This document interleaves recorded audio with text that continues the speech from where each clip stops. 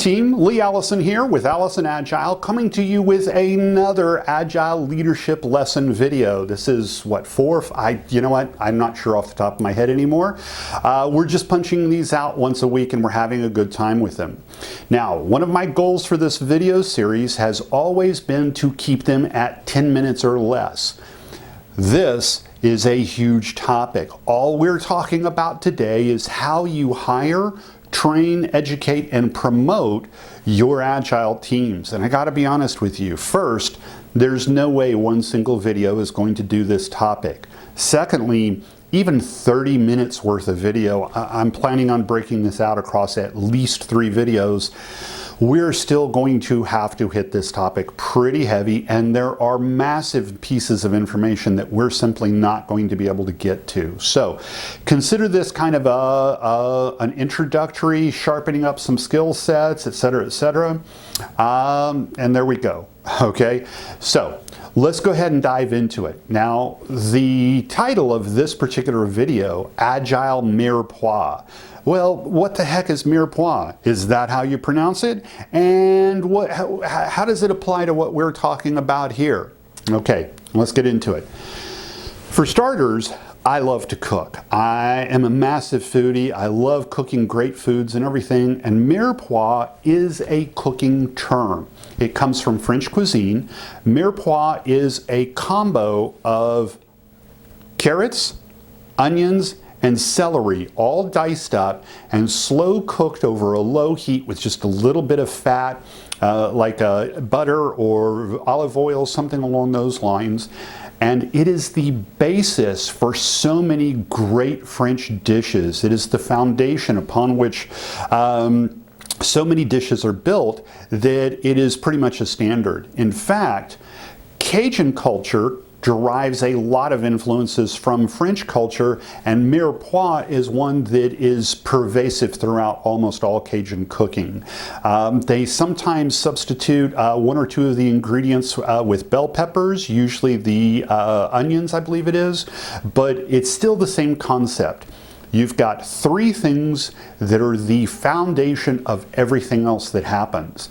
And in agility, when we're talking about our people, our humans, the team members, we also have 3 things that we need to be making sure we're taking care of when we make hiring decisions, training decisions, certification decisions, etc., etc. Now, in agility, on your teams, the 3 categories are pretty straightforward. We're going to start with your product team. These are the people who define what a successful product looks like for your organization. In other words, they work with the backlogs. Those backlogs come up here to the build team. Build folks are the ones, whether you're in software or not, they're the ones who actually build the product that your end users are going to be using. And then this interaction between these 2 teams is always supported and enhanced by your process teams. Process teams are your scrum masters, coaches, release train engineers, etc., etc. Okay. So this is your Agile Mirepoix, your product, build, and process teams over there. Now, these are not hard definitions, but this is a lens by which I like to look at my teams, and it helps me keep straight who's supposed to be doing what during the day-to-day work of building your product. Okay, now that we have our underlying ground structure here, let's dive into it just a little bit. And let's start over here with the product. You are only as good as your backlog. I say that all the time, and I'm going to lead with it here because the product team is the team who starts this entire ball rolling. And product folks tend to start out their careers as business analysts. Put the business analyst right there. Sit, boo-boo. All right. Okay, don't go anywhere. Sometimes I have problems with sticky on this whiteboard here. But your business analysts are the ones who are gathering requirements. These are your tech writers, your BAs, your technical journalists, things along those lines. And their goal is to support your product owner. product owner and or product manager, portfolio manager, things along those lines. But this duo, this duality here, are the folks who are managing and taking care of your backlogs at every level of the backlogs. They're the people who are writing and defining the work that these folks are then going to build. Now, much like a business analyst here, the entry level or the beginning level for this career path tends to be just developers. And your developers will spend time learning specific skill sets and actually working with senior technicians to help build your product. Much like the transition from business analyst to product owner, product manager, devs tend to grow up into or advance into either senior tech leads, senior technical resources, or DevOps or senior DevOps release management types of roles. Those are the roles where you've taken somebody who's had time in the trenches and has an appreciation for the deeper nuances of the career path. Okay, last but not least, let's talk about our process people here. This is the career path that I came through. I've worked with great folks in both of the other fields, but process folks have a tendency to start out life as Scrum Masters.